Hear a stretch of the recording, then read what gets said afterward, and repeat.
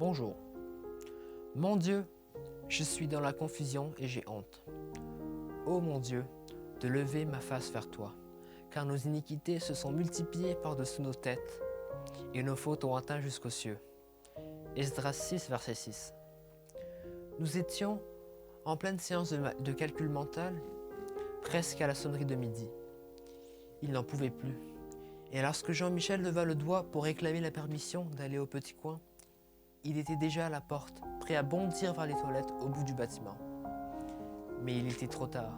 Le parcours était trop long. Le temps de l'accord de la maîtresse et celui de dompter la braguette récalcitrante de son pantalon, que déjà il était inondé au beau milieu du couloir. Il hurla sa rage et sa honte, car une fois de plus, il aurait à revêtir le short de rechange de l'école et de revenir en classe où éclat de rire et moquerie serait son lot jusqu'à la sonnerie du soir. As-tu déjà connu la honte de ta vie? Le péché génère naturellement la honte, ce besoin de baisser les yeux, de pencher la tête, tout comme Adam et Ève en la présence de Dieu après avoir désobéi à la toute première fois. Le prophète Esdras est consterné. Les magistrats, les sacrificateurs et les lévites se sont mariés aux filles et aux pratiques des peuples idolâtres voisins. Ils offensent Dieu et pourtant ils n'éprouvent aucune honte. Alors Esdras déchire ses vêtements, s'humilie et exprime à Dieu la honte et le chagrin qu'ils devraient eux tous ressentir.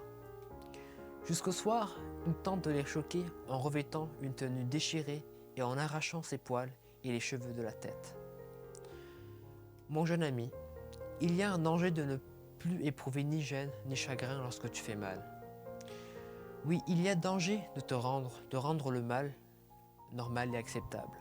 Dieu apprécie le regret et le chagrin de nos fautes. Cependant, même s'il t'arrive d'avoir honte de tes fautes, souviens-toi, quand on tourne vers lui les regards, on est rayonnant de joie et le visage se couvre plus de honte.